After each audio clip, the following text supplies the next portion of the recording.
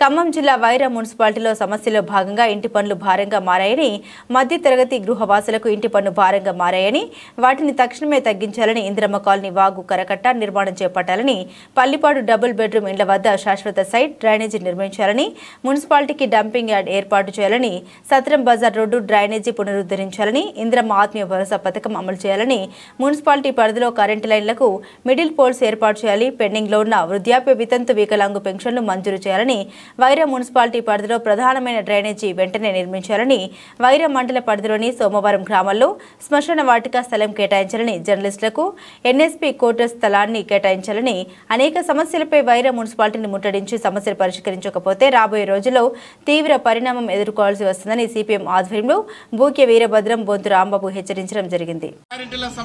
ఇచ్చిన వాగ్దానాలు అమలు చేయకపోవడం వల్ల ఇవాళ వందల సంఖ్యలో ప్రజలు కూడా మున్సిపాలిటీ కార్యాలయాల ముందు ఆందోళనలు ఒకవైపున జరుగుతూ ఉన్నాయి. ఇవాళ అసెంబ్లీ సమావేశాలు ప్రారంభమైన ఈ సందర్భంగా సిపిఎం పార్టీగా రాష్ట్ర ప్రభుత్వాన్ని డిమాండ్ చేయదలుచుకున్నాం.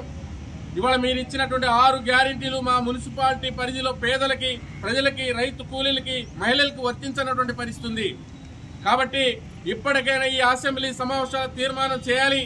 మున్సిపాలిటీ పరిధిలో ఉన్నటువంటి పేదలందరికీ, భూమి లేని పేదలందరికీ కూడా ఇందిరమ్మ ఆత్మీయ భరోసా పథకాన్ని వర్తింప చేయాలని, పేదలకి 12,000 రూపాయల పథకాన్ని అందించాలని మేము డిమాండ్ చేస్తా ఉన్నాం.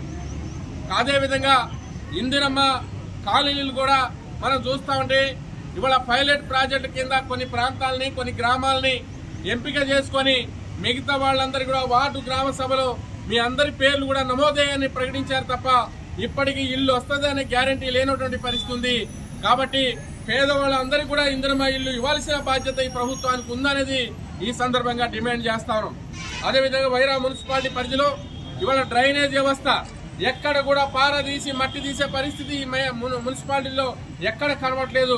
మేము బ్రాహ్మణపల్లిలో తిరిగినా, శాంతినగర్లో తిరిగినా, సుందరయ్య నగర్లో తిరిగినా ఇవాళ ఏ కాలనీ చూసినా డ్రైనేజ్ వ్యవస్థ అస్తవ్యస్తంగా ఉంది. మురికిలోనే మురికి వాసనలో ప్రజలు జీవనం గడుపుతున్నటువంటి పరిస్థితి. వైరా మున్సిపాలిటీ ఇవాళ మురికి మున్సిపాలిటీగా మారింది. దీనికి ఇవాళ ప్రభుత్వం అధికారులే కారణం అని మేము చెప్పదలుచుకున్నాం. కాబట్టి వెంటనే దీని మున్సిపాలిటీని శుభ్రత చేయించాల్సిన బాధ్యత ఇవాళ మున్సిపాలిటీ అధికారులపై ఉందని డిమాండ్ చేస్తాము. అదేవిధంగా ఇవాళ రేషన్ కార్డులన్నింటినీ అమలు చేయాలని, అదేవిధంగా మున్సిపాలిటీ పరిధిలో ఉన్న అపరిచితంగా ఉన్నటువంటి సమస్యలను పరిష్కరించాలని, ప్రధానంగా